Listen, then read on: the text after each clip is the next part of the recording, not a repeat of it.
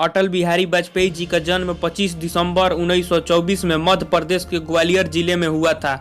ये जितने बड़े राजनेता थे उतने बड़े कवि भी थे। इनके पिता कृष्ण बिहारी वाजपेयी एक शिक्षक थे। इन्होंने बीए विक्टोरिया कॉलेज ग्वालियर से किया और एमए की पढ़ाई डीएवी कॉलेज कानपुर से किया। सन 1942 में अटल बिहारी वाजपेयी जी ने अपना राजनीतिक जीवन का शुरुआत किया। उस समय भारत छोड़ो आंदोलन जोर शोर से चल रहा था। भारत छोड़ो आंदोलन के दौरान अटल जी और उनके बड़े भाई को 23 दिनों तक जेल में रहना पड़ा। उसी समय उनकी मुलाकात श्याम प्रसाद मुखर्जी से हुई और उनके आग्रह करने पर वाजपेयी जी ने भारतीय जनसंघ पार्टी को ज्वाइन किया। 1957 में जनसंघ पार्टी द्वारा उत्तर प्रदेश के बलरामपुर लोकसभा सीट से इलेक्शन जीते। के बाद 2 साल तक मोरारजी देसाई की सरकार में विदेश मंत्री रहे। उन्होंने संयुक्त राष्ट्र संघ में हिंदी में भाषण देकर विदेशों में भारत की छवि बनाई। 1980 में उन्होंने असंतुष्ट होकर ये पार्टी छोड़ दी। इसके बाद अटल बिहारी वाजपेयी जी ने भारतीय जनता पार्टी का गठन किया। वाजपेयी जी भारत के 3 बार प्रधानमंत्री रह चुके हैं। जब इन पर सत्ता का लोभी होने का आरोप लगा तो उन्होंने प्रधानमंत्री बनने के 13वें दिन त्याग पत्र देते हुए संसद में कहा, मुझ पर आरोप लगाया गया है और ये आरोप मेरे हृदय में घाव कर गया कि मुझे सत्ता का लोभ हो गया है। 40 साल से इस सदन का सदस्य रहा हूँ। सदस्यों ने मेरा व्यवहार देखा है, आचरण देखा है। मैं विपक्ष के साथ सत्ता में भी रहा हूँ। कभी सत्ता के लोभ में गलत काम करने के लिए तैयार नहीं हुआ। अगर पार्टी तोड़कर सत्ता के लिए नया गठबंधन करके सत्ता हाथ में आती है तो मैं ऐसी सत्ता को चिमटे से भी छूना पसंद नहीं करूंगा। एक बार किसी ने अटल जी को कहा,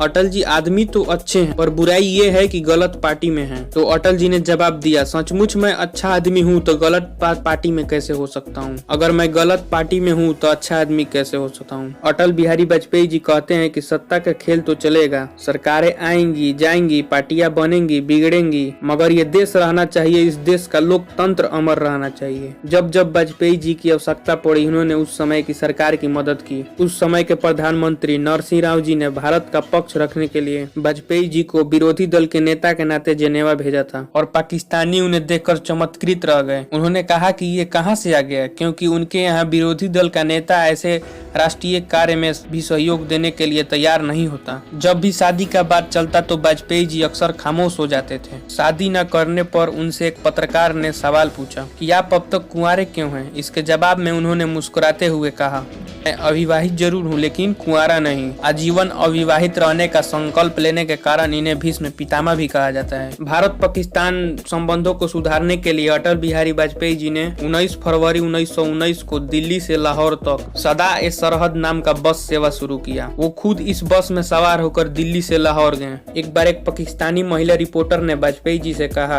अगर आप मुंह दिखाई में मुझे कश्मीर दे देंगे मैं आपसे शादी कर लूंगी। तो इस बात पर वाजपेयी जी ने जवाब दिया, ठीक है लेकिन मुझे दहेज में पूरा पाकिस्तान चाहिए। ये जवाब सुनकर महिला पत्रकार सन्न हो गई। अटल जी भारत पाकिस्तान रिश्ता सुधारने में लगे थे, लेकिन कुछ ही समय बाद पाकिस्तानी आतंकवादियों और पाकिस्तानी सेना के द्वारा कारगिल क्षेत्र में घुसपैठ शुरू हो गई। पाकिस्तानी सेना और आतंकवादियों ने कई पहाड़ की चोटियों पर कब्जा कर लिया। उस समय अटल जी की सरकार ने कड़ा कदम उठाया और सेना को पूरा समर्थन दिया, जिससे भारतीय सेना ने पाकिस्तानी सैनिकों को खदेड़ दिया। लेकिन अटल बिहारी वाजपेयी भारत पाकिस्तान संबंध सुधारने में असफल रहे। उसी समय एक रिपोर्टर ने पूछा कि ऐसा थोड़ी है कि ताली एक हाथ से बजती है, कहीं न कहीं गलत भारत भी होगा। अटल बिहारी वाजपेयी ने तुरंत जवाब दिया कि ताली एक हाथ से नहीं बजती लेकिन चुटकी तो बजती है, पाकिस्तान चुटकी बजा रहा है। एक और किस्सा याद आता है कि पाकिस्तान की पूर्व प्रधानमंत्री ने कहा कि जम्मू कश्मीर के बिना पाकिस्तान अधूरा है। तो इस पर अटल बिहारी वाजपेयी ने कहा कि पाकिस्तान के बिना हिंदुस्तान अधूरा है। अटल बिहारी वाजपेयी जी ने अपने कार्यकाल में राजस्थान के पोखरण में सन 1998 में परमाणु परीक्षण करके देश को परमाणु शक्ति संपन्न बनाया। परमाणु परीक्षण इतना गोपनीयता से हुआ कि पश्चिमी देशों को भनक तक नहीं लगी। लेकिन इसके बाद पश्चिमी देशों द्वारा भारत पर अनेक प्रतिबंध लगे, फिर भी अटल जी ने देश के विकास में कोई कमी नहीं आने दिया। अटल जी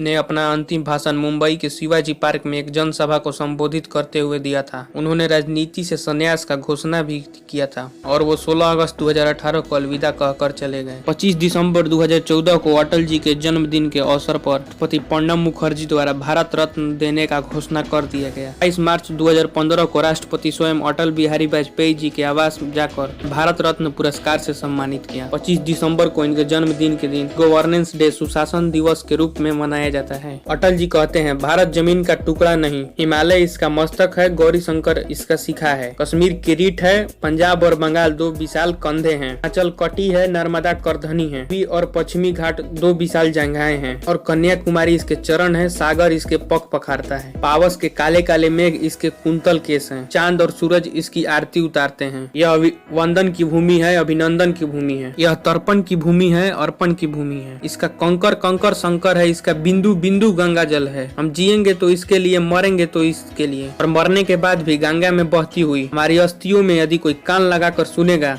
तो उसे केवल एक ही आवाज सुनाई देगी, भारत माता की जय।